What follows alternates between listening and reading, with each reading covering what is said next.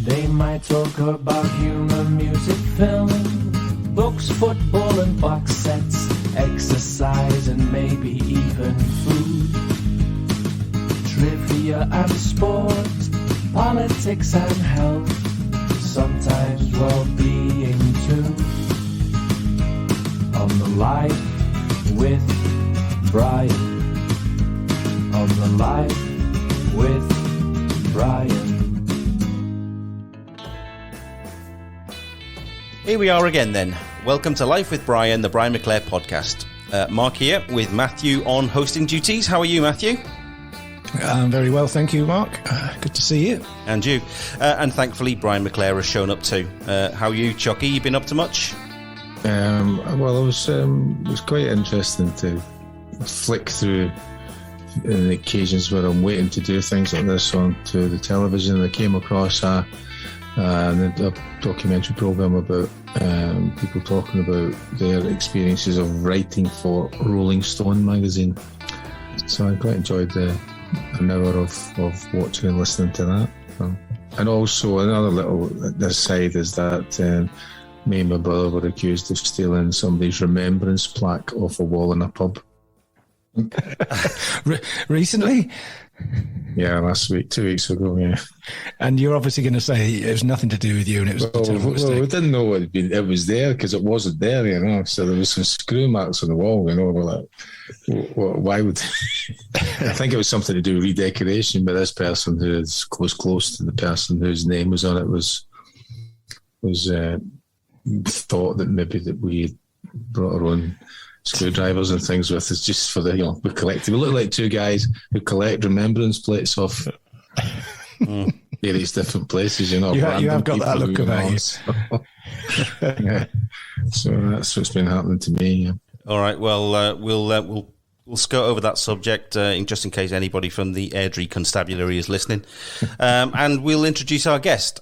He's a broadcaster and journalist who's a very familiar face on our TV screens as a key part of BT Sport's live Premier League and European football coverage.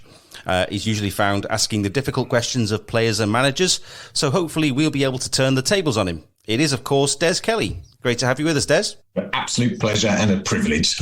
Looking forward to it. Fire away is what I say.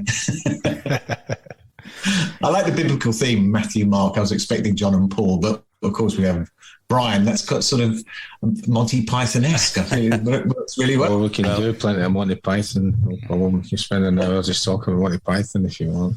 Excellent. I'm sure Brian's got more up his sleeve than that. Maybe not. It's surprising and intriguing that how colourful of life you have had. If the internet is anything to go by, there's something that leapt into my right away about what I would like to ask you about was going back to May 2004, where you find yourself going from, if I'm right, the assistant editor of the Mirror to becoming the interim editor of the Mirror. And it happens so quickly because your gaffer gets, if I'm right, if the reports are right, gets escorted off the premises. How did you deal with that? Was there any idea that was going to happen, or how then do you know that you're now in charge of from what I again gather, a body of individuals who had great respect for the editor who just departed? How do you? What do you learn along the way to be able to, you know, what do you say? Have you got a strategy? How do you get them ball back on online or such and back into producing work for the paper, which is almost immediate, isn't it? Well, would certainly almost immediate. You've got to get them back into a frame of mind to do the work. You're going to get the paper out. It was a chaotic time. I can't say it was a happy time at all. How can I put this sort of diplomatically? Well, we didn't get on too well, me and the editor, for a quite an extended period of time. But we did work in the same building, and we both had jobs to do. It was a messy situation. It's a very complicated thing. We'd spend an hour talking about it, but it was a bit of a mess. and it had been dragging on. And when the editor left, I thought the best thing to do was just to draw a line on it and say, hey, we were hoaxed. Sorry, move on. I tried to just do it that way, which caused plenty of fuss as well. But I thought that was the best way to do it. And it was a sort of turbulent time above in the hierarchy, in the editorial departments. So it was a bit of a mess. And I'd been there for 7 years, and I'd been deputy editor, and then they made me acting editor for a while, which was a strange title. But then how can I tell you this without infringing certain? No, I know what happened. I know what happened afterwards. I was just wondering what happened at that moment. All of a sudden you go. That moment was a mess. I stood up. To be like in football terms, the manager gets sacked. Yeah. You're stepping in. It's exactly like that. How did you cope with that? What was your idea of what you were doing? First instance, the same as a football manager. You get the paper out in the same way you'd get a team out and get them to play. And it was as simple as that. It was about getting the paper out day to day, and that's the way I kind of did it, really. Was it ever your intention to take that role, Des, or were you just sort of happily... I would have been very happy to be the editor of the Mirror, but it didn't really work out. I didn't get on too well with the hierarchy after that, because there were lots of cuts, etc., happening, which I didn't necessarily agree with. So after a while, I was escorted from the building myself. So that's the way of the world. I enjoyed it. A lot of lovely people at the Mirror, and we did some great papers. I was much happier there because it was a left-leaning paper. It was a popular paper. I think it had so much more potential. But it's still running. It's still doing well. And lots of people I hired are still there. And it's lovely to see them there too as well. One other thing that really interested me is rallying. Did you do rallies? Oh, I love that. Yeah, I do with Tony Jardine. He's a real... So you're not driving? I'm the co-driver. I'm the man with. You're the one that says 15 yards left and all that. And if you get it wrong, it's a terrible, terrible accident. He didn't actually. Tony Jardine nearly killed me in Belgium. I'm not exaggerating. We had a crash. We went over a humpback bridge, and at 100 and something miles an hour. One side of the car dug in to the tarmac, and the other was on gravel, and the car took off and went pretty much from a goal kick to the edge of the other penalty box, and I was taken away when I split crash helmet and taken for an MRI scans, and there was a helicopter and all sorts of all that fuss. But yeah, I really enjoyed it, and I'm not ruling out doing another one. But my 12-year-old's not too chuffed about it, but we'll do another one. He's a smashing guy, Tony Johnny, very good driver, and it's an awesome experience just to be in a massive event like that. We did 3 Rally GB, 3 Arctic rallies. So it's been fantastic. But apart from the crash in Belgium. One of the reasons we couldn't record with you earlier this month, Des, was because you went to see the Skids in concert. Yes. Richard Jobson, who we've recently had on the show. So tell us about this love of music for yours and where that passion came from. We'll start with Richard Jobson. He's a legend. As you said, saw them in the Fleece, which is a smelly, sweaty, beer-throwing hall of nastiness and fun. It's great. It's a brilliant venue. And I've got tickets to see Killing Joke next week at the same place, actually. So, but he was fantastic. I know you've done a podcast with him. So I was the warm-up for him for a different podcast a couple of weeks ago. So I know his funny stories were coming out in between songs. Fantastic anecdotes, because he's selling his book, of course, as well. And it was really, really interesting, great fun. But the energy he had was fantastic. It was great. Really enjoyed it. And yeah, music is life, isn't it? Well, for those of us that can't see, there's a guitar in the background, or in your room there. So, I mean, I've heard on the grapevine, it might well have been on that podcast that you just mentioned, that you were somewhat of a frustrated singer in a band. Is it a frustrated Brian Ferry? Would that be fair to say? I wouldn't overstate it, really. We might think we are after about 6 pints, but yeah, it's just for fun. But you were in a band, though, weren't you, years ago? I was a couple, actually. But they're going back a long way now. We're talking 20s, early 20s. Yeah. And we played some gigs around London, and Mayfair and some strange places. It's sort of post-punk stuff. I won't have. I'll try. I can't really convincingly say we were brilliant or we were. I was thwarted by fate. It was just great fun to do at the time. And I've got quite a musical family, so they're all Irish and they love a good sing-song. So when we met in the sixth form with some mates, we still play together, and we get. So a couple of weeks ago, we had a little get together here in the house. The neighbours loved it because it went on till 5:45 in the morning. So I had to bribe them, particularly as one of them turned up with a drum kit. I get the feeling your musical tastes are somewhat similar, you and Brian. Yeah, I think that probably are. Yeah, I couldn't find anything at all on the internet about you saying anything about music. Nothing.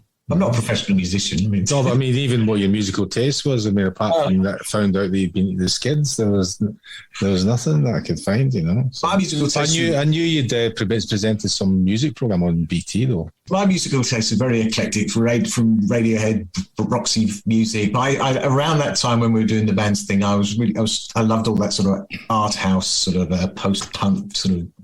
Not even new romantic, you know what I mean? That kind of Bowie, Japan, Roxy music. I loved all that stuff because it was just a little bit different.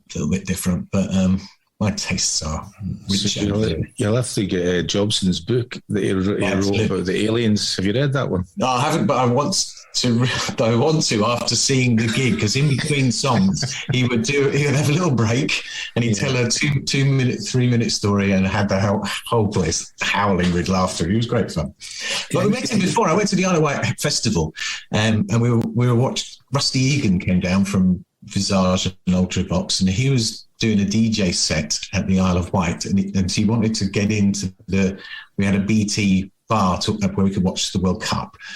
And all this stuff. So, and Richard came and joined us. He was just a smashing guy to talk to. Where was your earliest musical influences? What were they? Can you remember what music did you have in the house? Did your mum and dad have a radiogram? Right, definitely the radiogram. Yeah, the one with a little wooden thing. You open it up at the top.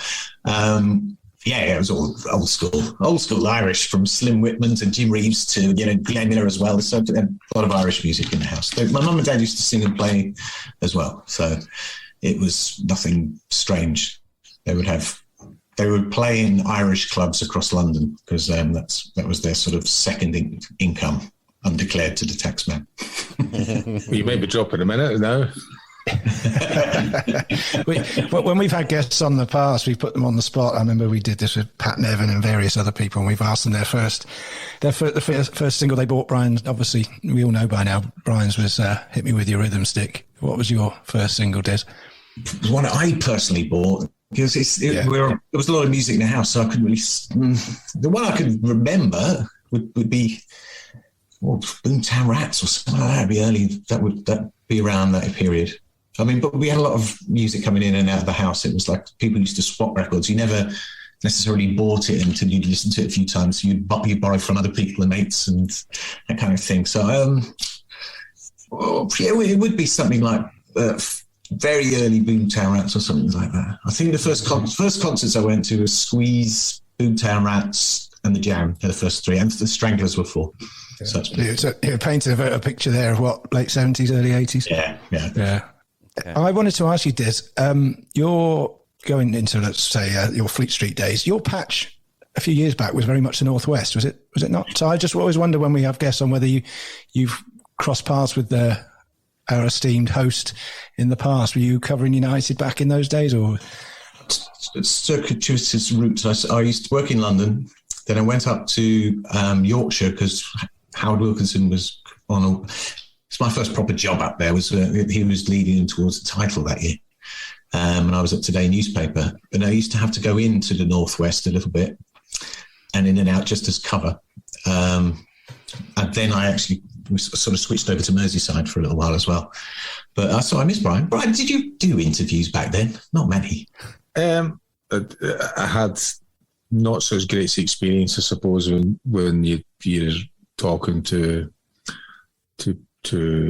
reporters at the time, in the sense that you end up getting, that I felt, end up getting stitched up by the headline, So, and which is you understand. It's the part of the learning thing, isn't it?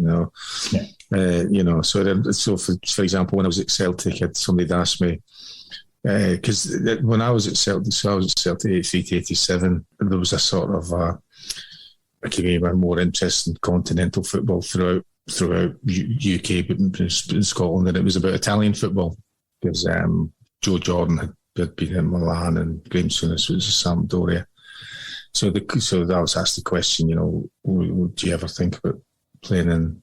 Do you ever think your career might end up in Italy? And of course, you're a young person at the time, you just treat that as a question of, oh yeah, that would be quite nice, because you're thinking also about the cultural side of it. Yeah. I hadn't really spent any time there in Italy. I have since, but when you go to Genoa or you go to Milan, you can see why it might be a bit more attractive in certain parts of the deeper Staffordshire Lanarkshire. Not that I'm a massive fan. I like the sun, but the sun doesn't like me. So I just go from red. I just go from blue to white to red back to blue again. So I got asked this question about it, and you do this thing, and then it comes out in the paper on the Saturday morning, and the headline's about I'm going to Italy. This is the headline in the paper, and we're playing. It must have been, maybe it was pre-season. So anyway, we were playing a game against Dumbarton, which is in the lower echelons of the Scottish division, in another part of the world that isn't that a wonderful place, and you're trying like really hard. It's not going that great because it's a pre-season game and you're a bit rusty and all that kind of thing. And at the end of the part of the game, I went to get the ball because I was always in a rush to get on with the game. I hated the game being static, so that's why you see me going around at the goals all the time. I just wanted the game to restart, so I'd go and get the ball. Sometimes be ball boy, and go and get the ball and go and take it to the corner or whatever. And I went to pick up the ball, and it's very narrow between the pitch and the terracing, and I went to pick up the ball, and I just looked up. There's a guy right in front of me, and he just said to me, "Why don't you fuck off to Italy now?" Which was, I suppose, an interpretation or a comment on how I was playing on that particular day, And I was like, for fuck's sake, I've only got into this team here, and I'm like, I can accept the reason for that. So, and then there was various times through that, but when you then are in, you're involved with Alex Ferguson, who I'm sure you've come across many times in many different moods, it becomes almost a sin to be doing something without his blessing, And you're running a massive. I mean, you're getting a hairdryer or a torching, or in certain circumstances, ejected from the club, depending on what you might have said or what you might have done. So you're running at sort of risk at all points. So I'd rather risk my career or my Manchester United career during the every day in the training field or on the pitch during games,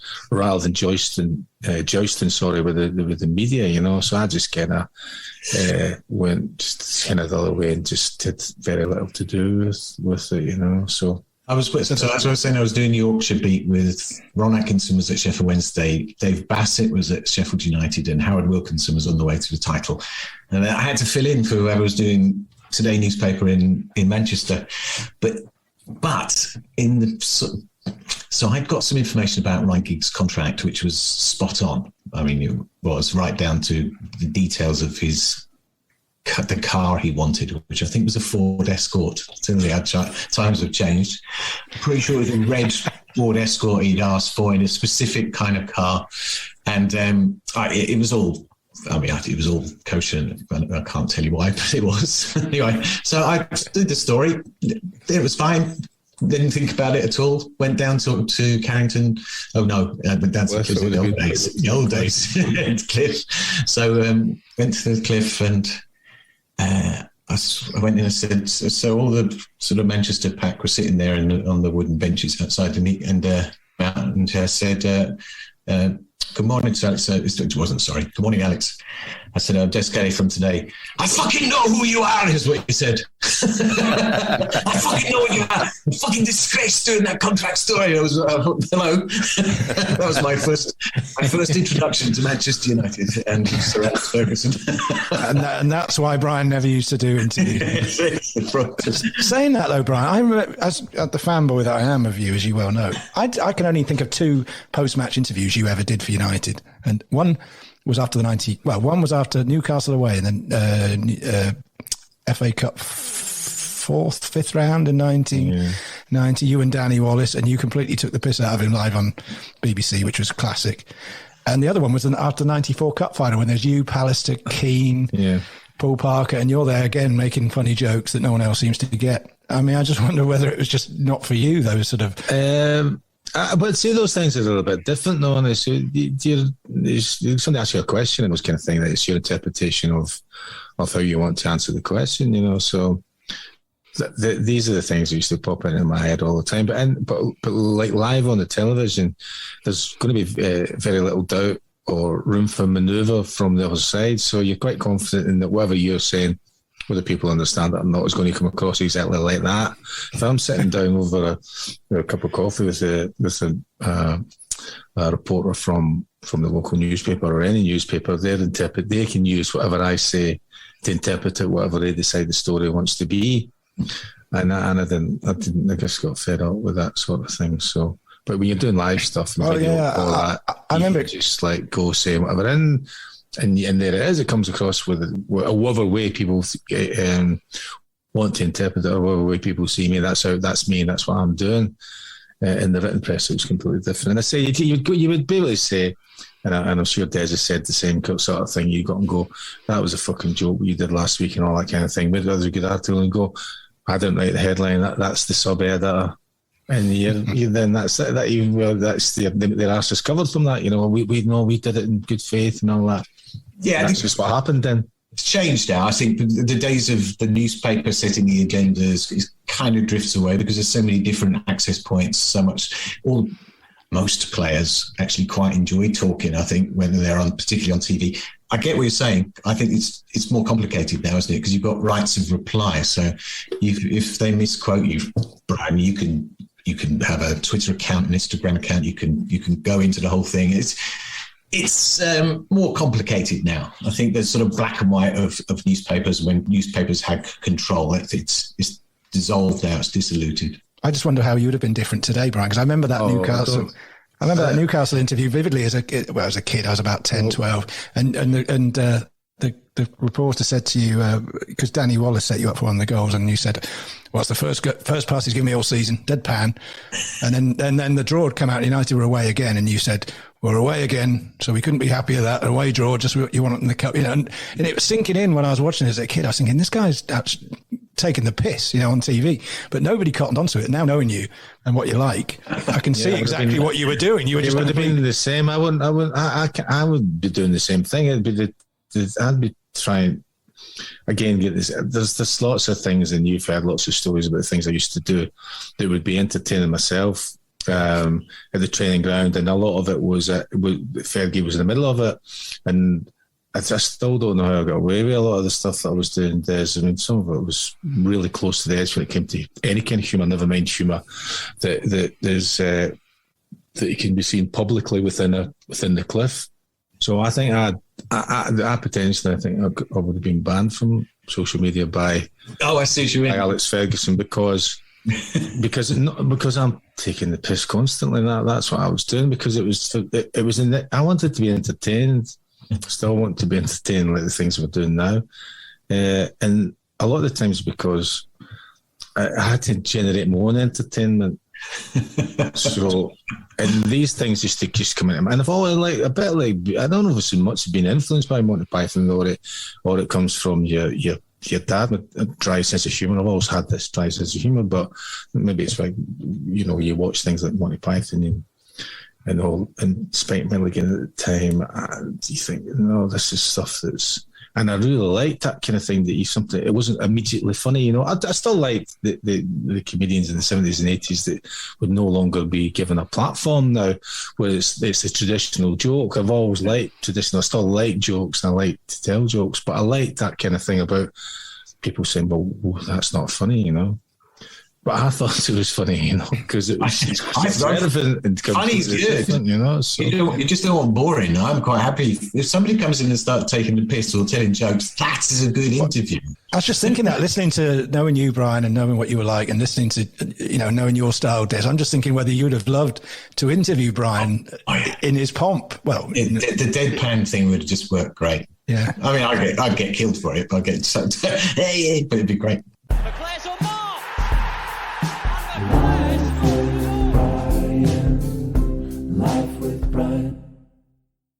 Something else I was going to ask you about, Des, in the sense of what you're doing, right? So you're doing something that is...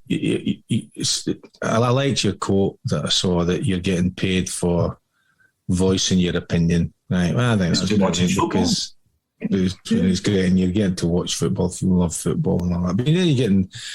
your job is to interview people. And I like the idea that sometimes it's easy, he said, it's easy to interview the winning manager, and it's a bit more touchy, a bit more difficult to interview the manager who's lost, right? So when I'm looking at your little thing the other day with Steve Gerrard, right? Yeah. I'm thinking that for what you said, right? Well, the question you asked was a factual question. It wasn't really a question either, was it? It's a factual question, right? So that's one of the things that kills me, that irritates me about is we've covered it now with a raft of analysis in the numbers and figures and number crunching and all this other, and assists and all this push.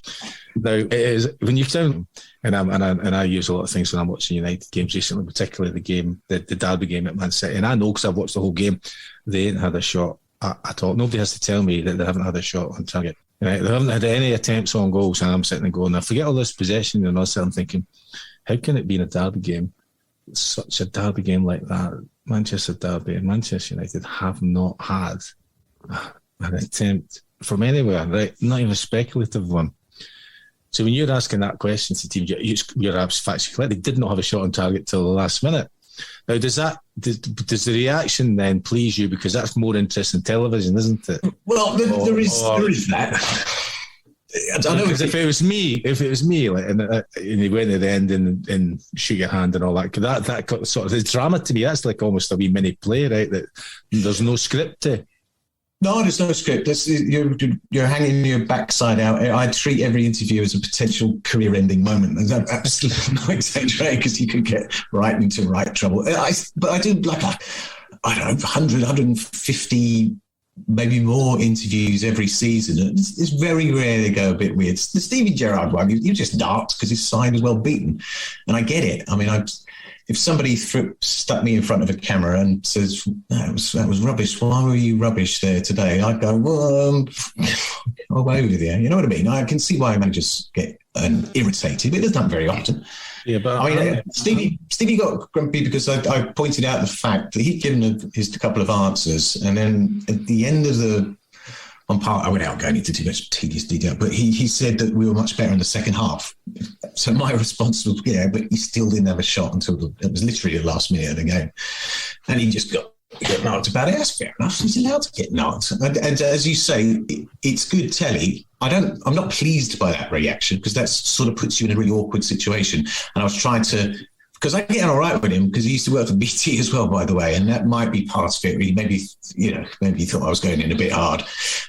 I didn't think I was, but I tried to negotiate a path out of it so we both look reasonable at the end of it, as opposed to anybody having a massive strop, because that doesn't really help. So yeah, it's no big deal. It's fine. As you say, it's kind of, everyone starts getting excited and they complain about it, but that's what you want. A little bit of spite, a bit of a laugh. You want something that goes beyond, we'll focus on the next game, blah, blah, blah, blah, the usual sort of... the parameters are quite narrow, full stop, in terms of what you can talk about. We're talking about a football match. It isn't quantum physics.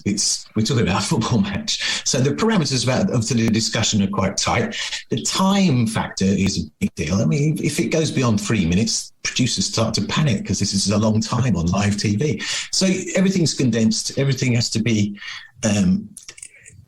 just structured in a way that you can get in and out, get everything you want covered, and then you can go. So it's tight. Sometimes it gets a bit fraught. Sometimes people misunderstand, or sometimes people just get in a strop, and that's fine. Or sometimes I ask a terrible question. But it doesn't. If we can get out of there with a bit of dignity, that's fine. And if everyone gets the message out as well, that's also good. But do you find there's almost a sense of pressure on you now? I mean, I'm not saying you instigate it, but do you feel now that there's almost an expectation for you to have these post-match interviews where people think, oh, is Des going to ask him this, or is it going to? I don't quiz people. I tend to have a conversation like we are now. I get lots of old hacks telling me, you didn't ask a question, you gave him a statement. I'm like, yeah, I do. Sometimes you do, because that's how you have a conversation. So if people get upset about it, that's up to them. I don't think there's any expectation about it. I've been doing it for years, 7, 8, 9 years in TV, and before that with newspapers. But in TV, I've been doing it for, I can remember on one hand things that have gone wrong. Stevie G was probably one, and if that's a bad one, I wouldn't say that it's gone wrong. Okay. No, I don't say that got it at all. There's no negative. There's no negative thing about it at all. Yeah. It's just I was interested in that. Does it, without being saying that, your intention is to create a situation that's that can be dramatic like that. Yeah, it doesn't really help, actually. It's just a situation that occurs, and you'd rather it didn't happen, but it doesn't get quite good television, I suppose. Yeah. Quite good, and people like the reporter getting a kick in sometimes, and if you get one over on them, but you don't actually set out to do that. I think sometimes it just takes on a life of its own. You forget that you're actually on telly if it goes to a little level. You're defending yourself in some respects, and it's exactly what the manager's doing as well. So I understand it, and I just try to get out of it if it goes a little bit strange. With regards to the line of questioning, then, is it right that you would like to sit down with Monsieur Cantona? Oh, Eric, yeah, I did actually. I've talked to him a couple of times back in the day. It's like when he won awards one year, and he was. Yeah, but if you could interview him, is there a few questions you would like to ask him in particular? I don't think it would really matter what I asked. He'd be off on some psychological trip or something else. He'd have his own message there. I think that would be quite fun on live TV. Would he be? Yeah, he'd probably be a nightmare on live TV. I remember him going to the FIFA thing, or was it UEFA event, and he was just speaking from the podium, and nobody was really quite sure what he was talking about. But a fascinating chap. And no, I didn't interview him properly, no. But I met him a couple of times, and he was. What would you ask him? He was a lot more introverted than I imagined he would be. Actually, it's a facade, right? It's the persona he wants. It's his suit. He puts the suit on. Yeah, that's what it is. He puts that on. He psychs himself into being Cantona, where he's actually Eric. Is he like that then off air? I mean, if you were sat next to him on the coach or in the pub or the players' lounge. Well, I mean, what kind of struck me, one of the things we were doing before lockdown, me and Clayton Blackmore were his warm-up act at a theatre in Nottingham. We met him before. I hadn't seen him for a while. We were chatting away, and great. He's just a normal glad that he played football where he got on quite well and appreciated what he did. And I can understand a lot of things about him. But then when he was he got the shout of 10 seconds to go on stage, he actually went away. But for a minute before, he went away from us, away into a corner of the theatre on his own, and he came back out as Eric Cantona. And you're a massive fan you're a big Marvel fan, aren't you? To me, what sort of? Well, anyway, he came out as if he was wearing the super Cantona outfit. He had the same clothes on, but he was like, shoulders back. He strode out of that stage, and all the punters, because it's a captivated audience, are all over there and singing and all that kind of thing. And he stood there waiting for the the crescendo to die down, and he stood there posing. And I was pissing myself laughing at the whole thing, you know. Felt like going on stage and going, what the fuck are you doing, right? Can you not go back to that guy who was just talking to us a few minutes ago? And he goes on and he does what he does, and the people in the audience loved what he was saying and how he looked. But for me, that was the kind of thing. Then you go back to playing with him and training with him and all that. You could see how at times he decided he had to, this is his coping strategy really. So how does he cope with being this mythical football player, really, you know? That's how he worked himself into acting. Yeah. Somebody else, I wonder whether he does a similar thing and kind of dons the cloak of character supposed to be him, is another one of your compulsive viewing interviewees of recent times, Jurgen Klopp. Obviously, when you spoke to him after that game at the Amex, and your producers, I think, gave you significantly more than the 3 minutes to interview him about scheduling and all that sort of thing. But Jurgen Klopp, I always find myself waiting for the mask to slip with him. And I wonder if you get to see a different side of him other than this sort of jovial German clown who can switch in a moment to quite a taciturn, spiteful character, or do you think that that's part of a role that he plays now that he's perfected it over the last 10 years with Dortmund and now at Liverpool? Do you think that's how he is? I don't agree with what you said in many respects. I don't think he's put on an act at all. I think sometimes he's over jolly, but a lot of people do that because they're trying to project a certain sort of persona. But he's generous in his answers. He's got opinions on everything, but they're pretty measured. I think the way he prepares his team, the way he deals with his team is very good. I've had an argument with him, but I've done probably 60, 70 interviews with him. I did his first interview when he landed in the UK and all that kind of. I just understand that some people just are in a shitty mood sometimes. If they've been beaten or if something's gone wrong, they're going to be in a shitty mood. But most of the time, people have a decent chat and a conversation. I have no problems with him. We did have an exchange on TV, and it was because he literally pointed and said, congratulations, particularly, and we know everything that happened. But it became personal then, so it's fine. I have to engage. You said it was more than 3 minutes. Yeah, it was 8.5, which is an eternity. Everyone was having kittens because I'd been asked to wrap it up a couple of times, and I completely ignored that because I thought I can't wrap it up because that means it looks like I've given up. And we nearly ran into the Manchester City game. So that was being broadcast live during the pandemic then. So it was a 3:00 kickoff. So we literally ended the interview and it went straight to the Manchester City kickoff. So it was a lot of flustering. But no, I think I like Klopp. I understand he is sometimes sarcastic. He is sometimes narky. But yeah, that's okay. That's part of the package. Again, he's engaging. He's a big character. I think last season, when he was struggling with all those defensive problems, I think he was in a right grumpy mood most of the time. So whatever you asked him, you're going to get bitten back or he'd give it a go. But no, as a general, I think as a general rule, I think he's great. He makes my job easy. Answers well, analyses the game pretty well, speaks at length, has a colourful phrase from time to time. I'm fine with him. I think he's good. He makes the Premier League better from my perspective, if I'm being selfish about my job, and I'm sure Liverpool fans like him, full stop.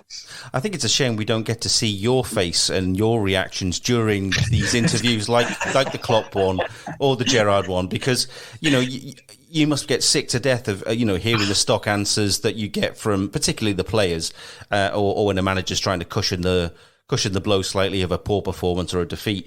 But when it does go a bit sideways in these instances, it would be great if it was a side-by-side interview rather than, you're behind the camera or you're not in shot, to see, because you can hear your exasperation sometimes when you're not getting what you want or you're getting something that you don't quite agree with. It would be so much better television if it was, we were getting you in there as well, I think. Maybe not, but funny enough, in that Klopp exchange, it was more of a debate. It wasn't really a row. he said, don't make that face at me during the exchange we were having, because I was going, because he pointed the finger and said this, that, and the other, and it was anyway. I think Klopp is good for the Premier League. I get the Manchester United view of him, but I think he's been great for the Premier League, and I think he speaks eloquently in terms of Brexit, in terms of the way the clubs were trying to keep the COVID tests private when you think when everyone else has to be public about it. So I think he's on the right side of most big issues. So I have no problem at all. I enjoy his company. On that subject, I assume this stuff doesn't carry over. I assume it's sort of hit at the moment, and then a couple of weeks' time, you're probably interviewing him again.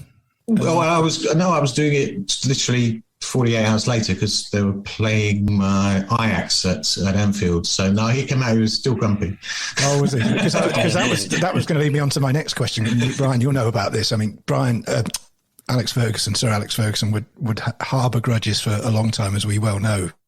And I just wondered, you've obviously interviewed him in the post-match environment, but post-match accessibility to managers seems to be much more the thing now. I think years ago it was outside the dressing room door, or it was before they were going to get on the coach. Now there's almost an obligation to do this sort of straight up. Oh, there is contractually obliged. Well, yeah. And I just wonder how Sir Alex would have dealt with the modern way. I can imagine he'd never talk to a lot of people ever again. But you see, you forget that to actually do half-time briefing. That's what they used to do on ITV. I think the managers realise the platform they have now and the persona they can project, how it benefits them. Arsene Wenger used to say that even if I'm talking to you, I'm not really talking to you. I'm talking to the fans. I'm talking to the boards. I'm talking to my players sometimes. So they know how to use it. I think it's become part of the circus, and I think some managers use it very well. What do you think, Brian? Did you know about his spats with the media when you were in the plane, in the dressing room? Would he make it public, or was it a case of? No, you'd read about it the same way everybody else did. Because you were never there. They were never there when there was the press conferences were, and you'd see whatever he said on the television. But he like Des said, he adapted to that because he had to. So that's what it was. I mean, I think all the way through my far I'm aware that the media have been pushing to actually get into the dressing room for, in some countries they go straight in after the radio and they go straight into the dressing room. American sport do it as well, I heard them a lot. So they go straight into the dressing room. I can't imagine what I could possibly like, and some of they may even have won at times. We've still had a I think there's so I mean to be able to go in and stick a microphone up the manager or any manager, never mind after a game, win, lose or draw, I can't imagine that could be. That happens anyway now, because if it's a big final, I'm straight on the pitch with the microphone, straight in the face of the goal scorer, somebody else wanders in, then the manager comes across. So it happens like that. It happens, but that's normal. That's what you want. You want to be in the middle of it and try and capture some of the emotion, some of the joy or disappointment. The disappointment is much harder to deal with than the joy, but you capture some of the emotion and people feel it in the stadium, and to be on the pitch and in the middle of it is a tremendous privilege. Complete imposter when I first started doing it. You thought, why am I even standing here? You feel like you've just trodden on some holy surface. You're in the wrong place altogether, but you get used to it, I suppose. Have you ever run on the pitch when it's been wet and slipped and fell on your ass? Many would love to see that. You'd probably grip me if I was there. Have you got some grips of the small on your shoes? I don't run that fast anymore, Brian. Just thinking of these, you're talking of this as a modern phenomenon. I know it's not, because you said, Des, you've been doing it for the best part of 10 years now. But that's just me. Just me. I'm asking the question to you. I'm thinking there must have been some greats that have obviously before your time, or that got away, that you never had the pleasure of doing this without. I mean, imagine doing a straight after the match interview with Brian Clough. Or Brian Clough would be incredible, or Des disaster, one or the other. I think in his prompt, he would have been fantastic. He would probably slap me all over the place, I suppose. So, Alex, I didn't really do post-match because there wasn't the contracts were different. There was ITV and terrestrial TV, but I did interview him for previews like, I think it was Juventus, where he came out with a fantastic quote about if the Italians tell me it's pasta, I check under the sauce just to make sure, and it was because he was trying to pressure the referees. So Alex has a great turn of phrase. I'm sure he would have evolved as well, wouldn't he? I mean, that's well. I'm just thinking of the famous one that springs to mind, Brian. I've got visions of you sitting in the dressing room at this time. I remember the game well. A 3-3 at Anfield. United came back from 3-1 down, 3-3. Gordon Strachan scored, and the post-match interview, which was probably never even heard. No one's ever heard of it. It must be on the radio somewhere. There was that famous spat with Alex and Kenny, which I think it was a radio interview. I think it was yeah. But I mean, obviously wasn't. Obviously wasn't done it. The way it would be now. But Alex went up to Kenny, and Kenny had Lauren, I think, in his arms at the time, and said, "You'll get more sense out of her than you will him."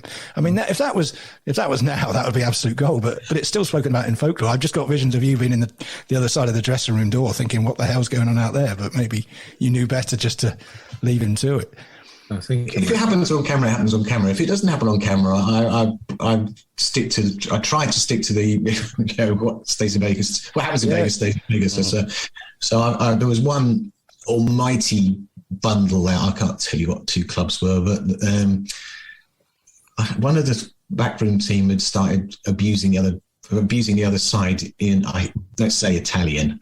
Of course, one of the other backroom team, the opposing side, spoke perfect Italian, so it all kicked off. And the club came in and said, "You can't discuss that." I said, "Yes, I can. I can do whatever I like." I said, "He said, we won't bring him in." I said, "If you don't bring the manager in, then we won't. I will tell you people on air why you didn't bring the manager in. So make your mind up." So the compromise was, I said, "Has anyone been punched? Anyone been manhandled or assaulted in any way?" No. And I thought, well, that's just people shouting at each other. Who cares about that? Being in there is great, but you can't just go blah, blah, blah, everything you see, because it destroys any credibility you may have, or may have left, shall we say, in my case. As well as people that, Matthew just asked you about people who you would have liked to have had in front of the camera immediately post-match. Is there anybody out there now or in the past who, when you see them walking down the tunnel towards the camera, you think, "Oh, God, not him"? I mean, you don't have to name names if there is anybody specifically out there now who you do have to work with, but I'm sure there must be people who you don't really are not that keen on. In an interview sense, I don't mean necessarily personally. I touched on it earlier. The boring ones are the ones I really can't engage with because I don't get anything. So Manuel Pellegrini he was aloof and kind of polite, but not really. It's like Emperor Palpatine out of Star Wars. It was just sort of energy vampire. I couldn't see anyway. I couldn't see any good thing going out of it. Claude Puel. I mean, God, no one thinks about Claude Puel, but he was just boring. I mean, just boring. And he once accused me of being a Liverpool fan because I asked him. I think they were playing Leicester. I just suggested to him that Harry Maguire was lucky not to be sent off, and he started talking to me. "Are you a Liverpool fan?" I went, "No." It's just very strange. And God love him, Bielsa. Marcelo Bielsa, it's a great achievement. He got Leeds up, but for me and my job, I'm not talking about Leeds, I'm not talking about management, I'm not talking about tactics, but for me, it's a catastrophe because he just stares at his feet and using a translator. And the only time I've ever had eye contact with him was very recently when he got to that second shoeing from another the game. It was essentially his last, because I said to him afterwards that I said, teams have worked you out, haven't they, Marcelo? Is it time to compromise? And as he always used to stare at his toes, eye contact, really angry about that. And his translator he said something to his translator, and the translator said, "Was you at the game?" He's from South London, proper South London. "Was you at the game?" He said to me. Not "Were you at the game?" or "Did you see the match?" "Was you at the game?" And then, from that one, that was it. So it's the ones that are difficult to talk to. Jose Mourinho used to be an absolute. I mean, he's not the worst. I wouldn't say he's the worst because I wouldn't use that. He's the one that really keeps you on your toes.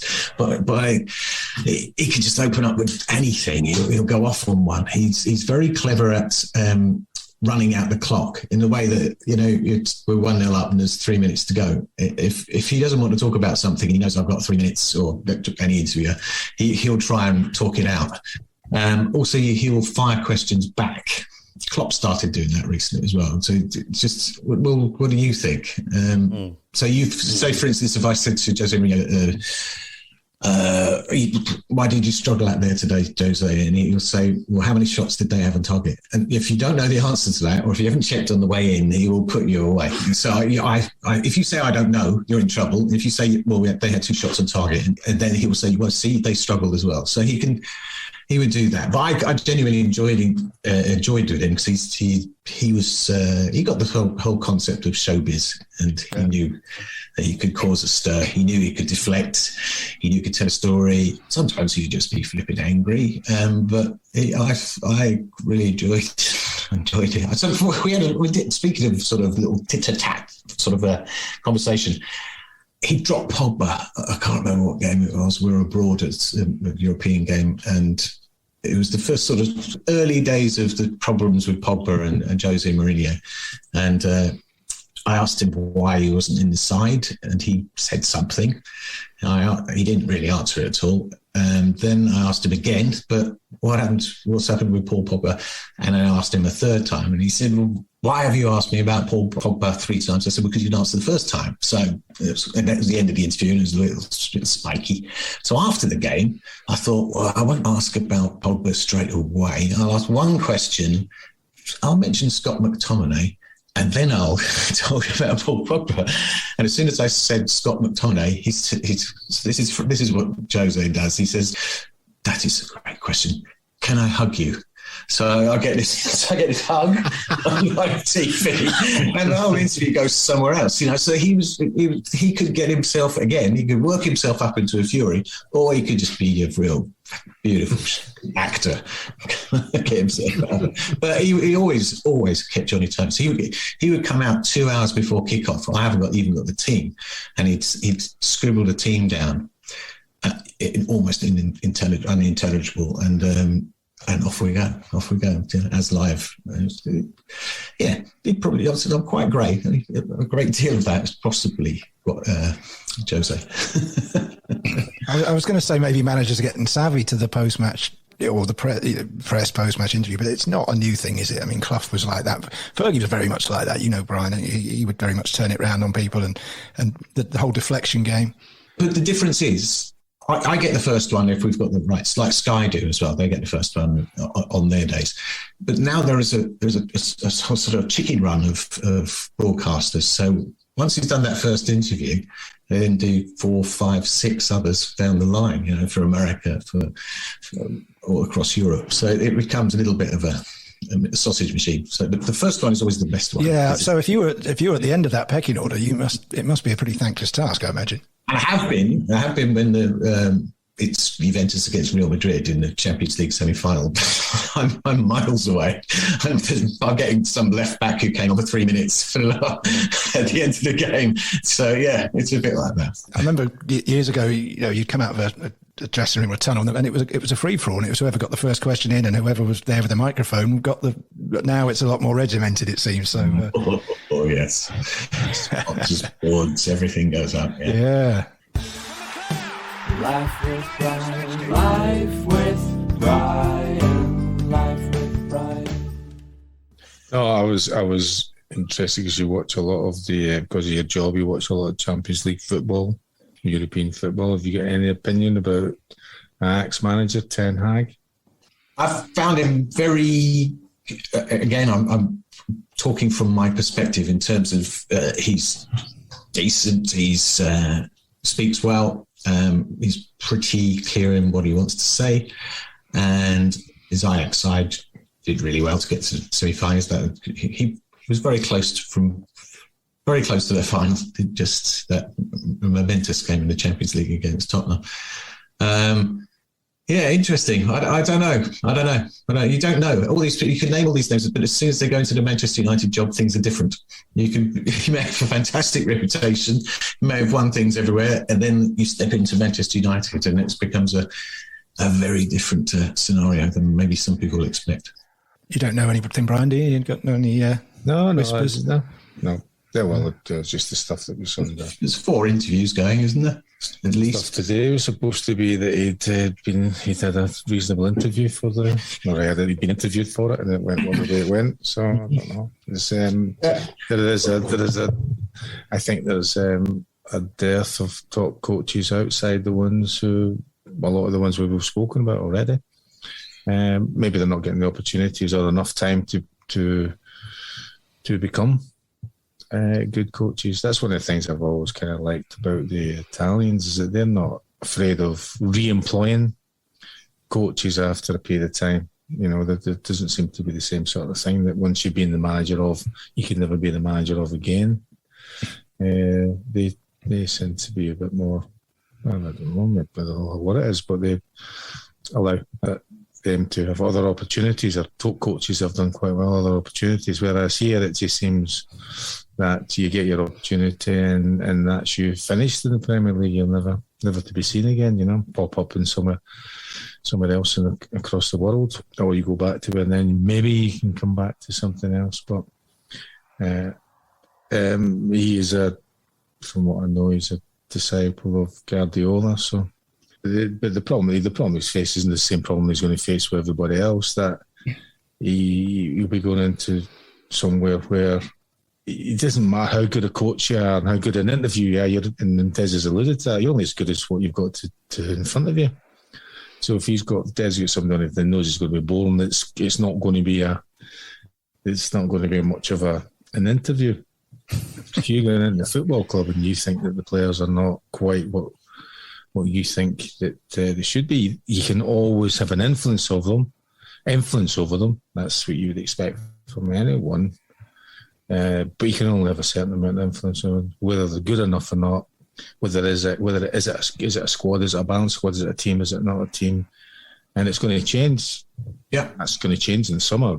And that's got nothing to do with any influence that anyone can have at a particular club, because players are out of contract and they're going to do what they want to do to the right thing for themselves and their families, which is understandable.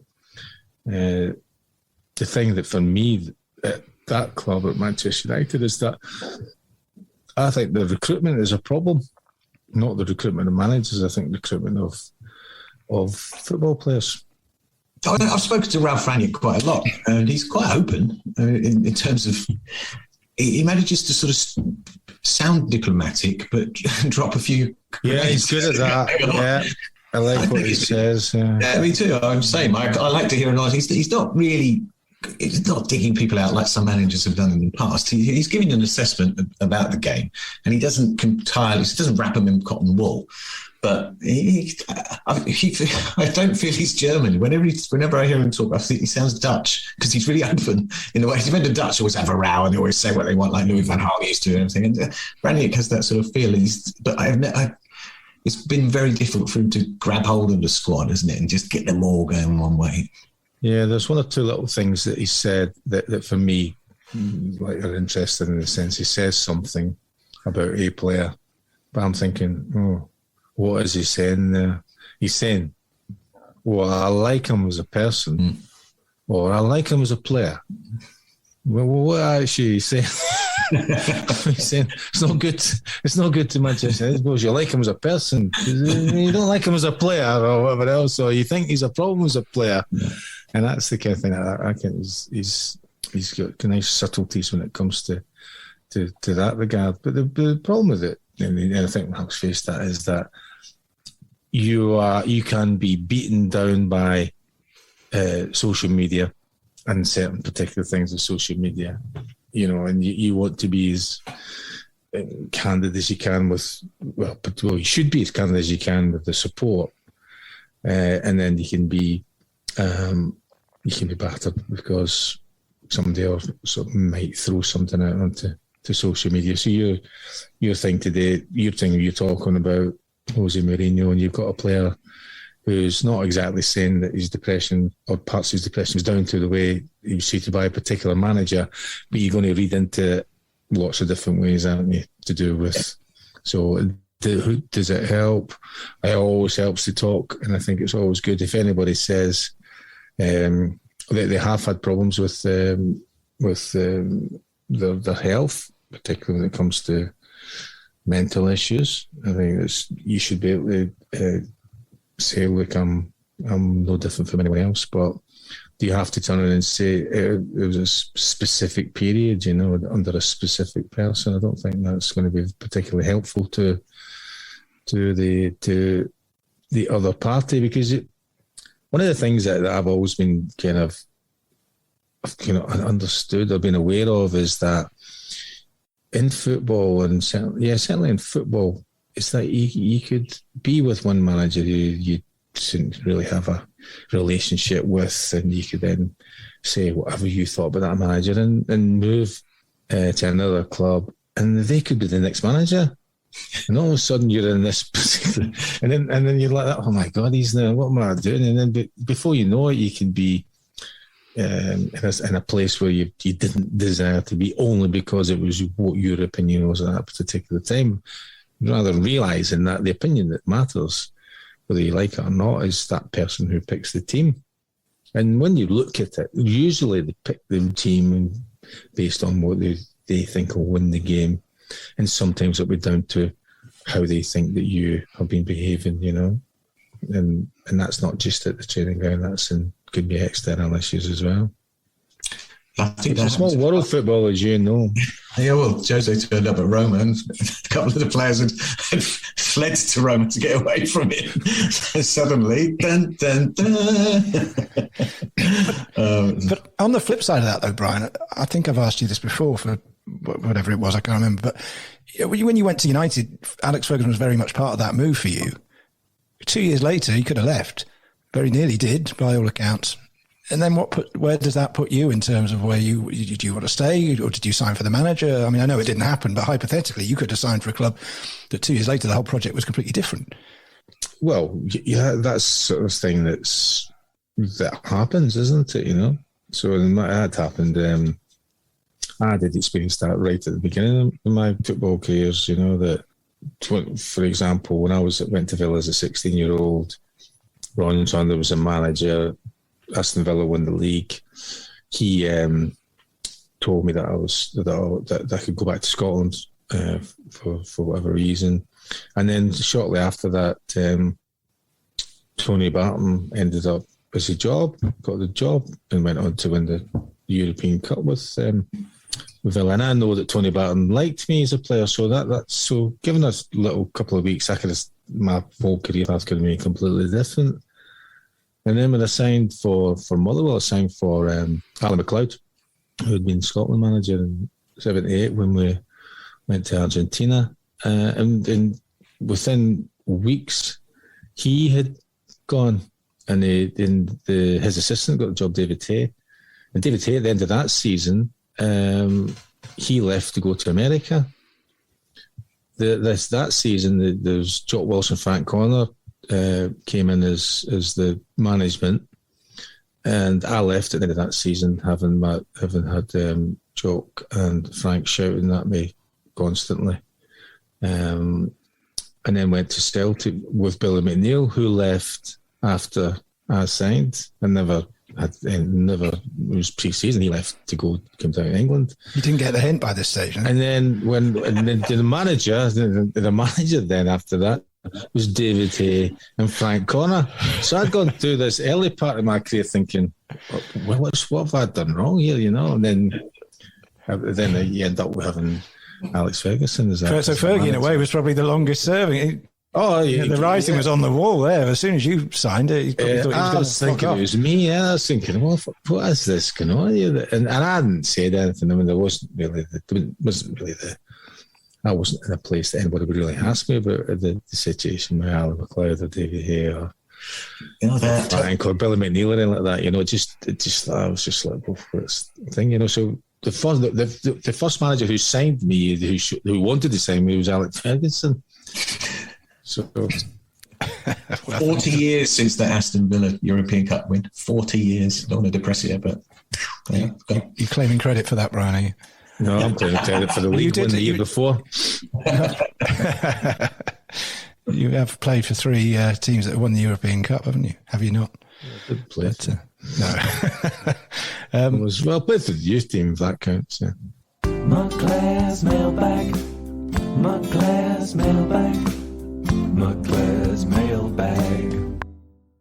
You spoke, we listened. So over to Matthew with this week's Mailbag Questions.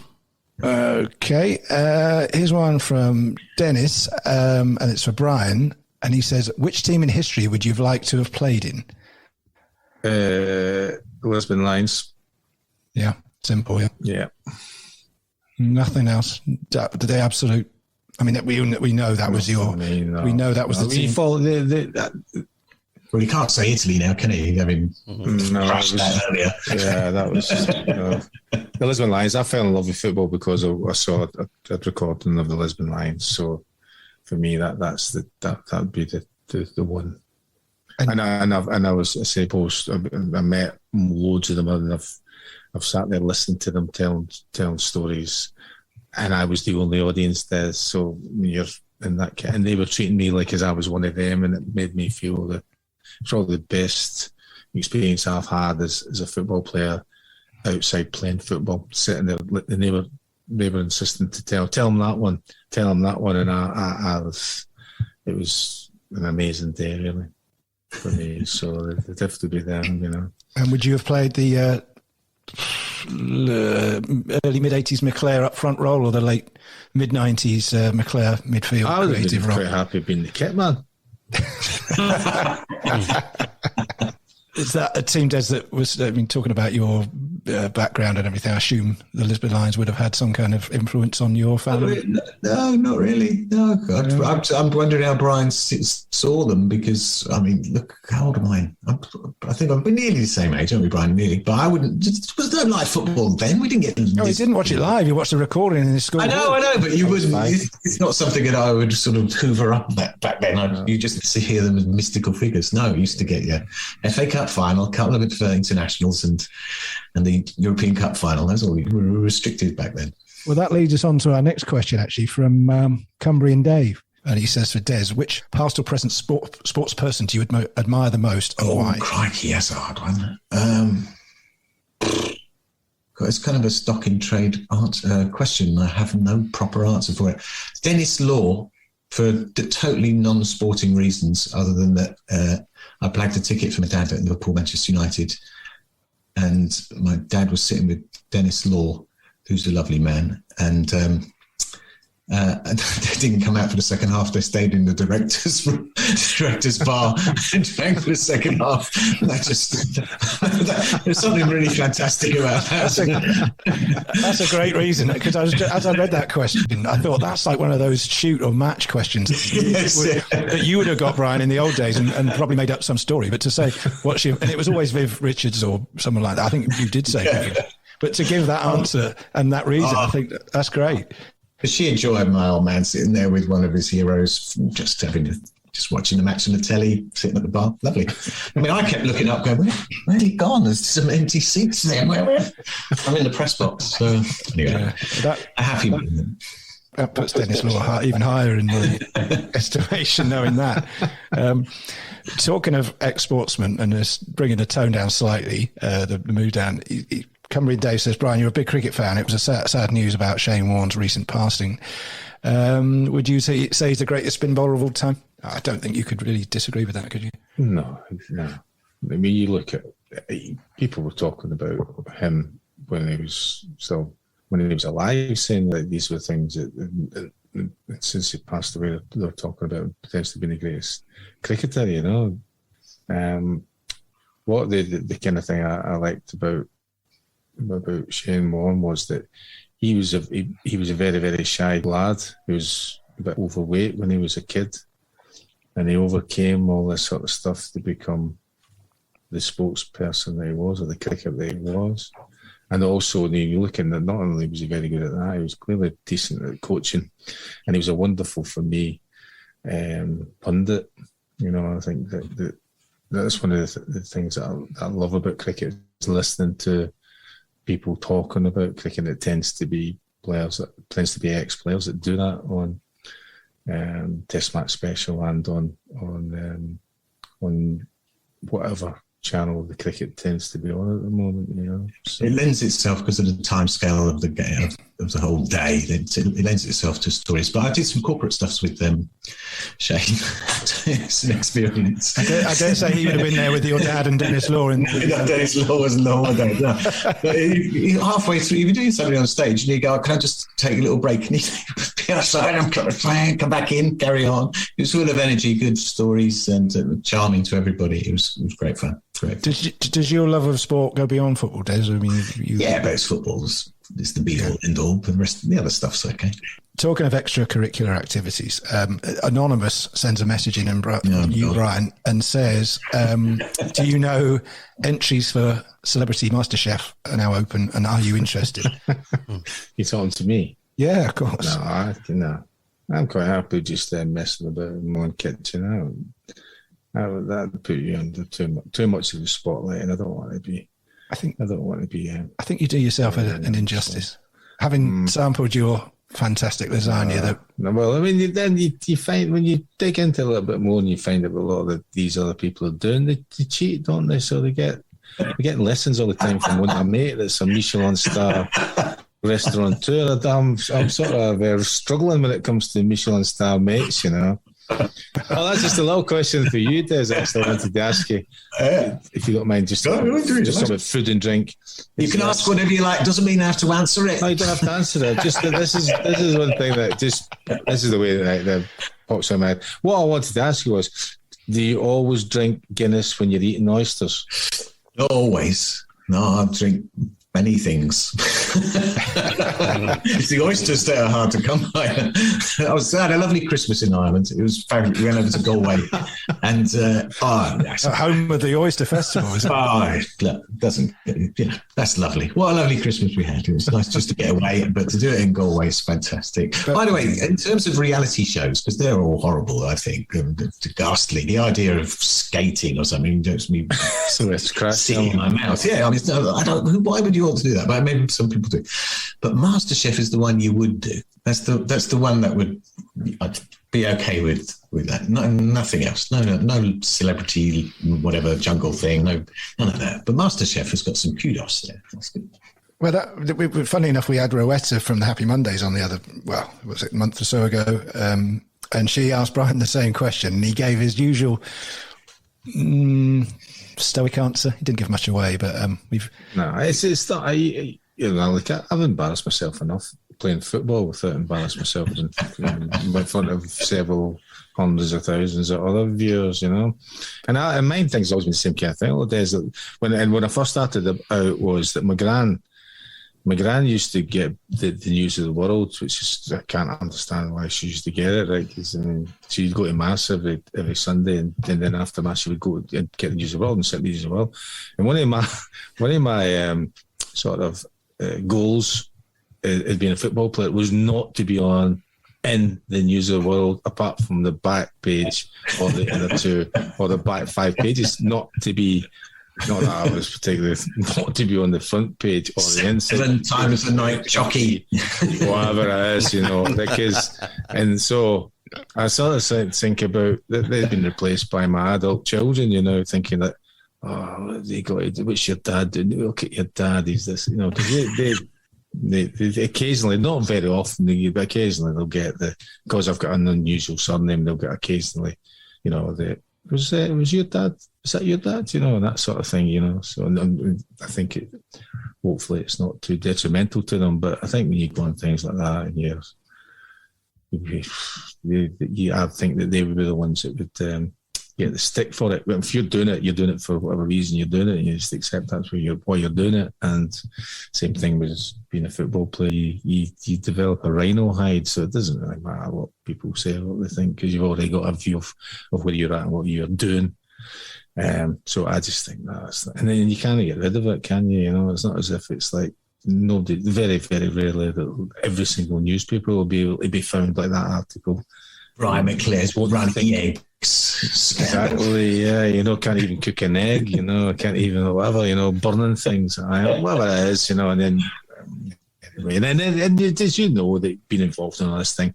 What I've been aware of, right from going back when the Man United captain's log stuff came out, I did most of the filming for both of those things. That's why I'm not in very many of them, because I was doing a load of the filming because it just gives I could film on the bus, because the manager didn't mind because it was me who's filming, you know.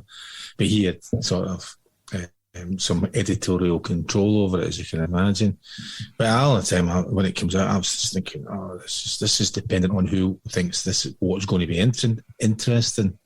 And then after that, you can see that, and I'll just think about the people who might be sitting down, particularly if there's something to do with some normal life, you know, and you're being portrayed, you know, sitting down with all your friends and your family, maybe your gran and all that, and they come and oh, look, we're going to go into this, and you're portrayed as a complete and utter wanker, you know, and you're sitting with your mum, your dad, or whatever else, is just because that little part of that wee tiny bit, you know, you had a bad day, you know, but they've taken that out, and that's your main contribution to this. So I can't watch any of those things. I just can't watch them. I mean, I couldn't watch The Office because that made me cringe, even though that wasn't real. Yeah, you do know that wasn't real, Brian. But it was based on reality, and I'm like, there's people, and I'd never worked in an office, and I just thought, but this is so. Yeah, blame the edit. That's what I do.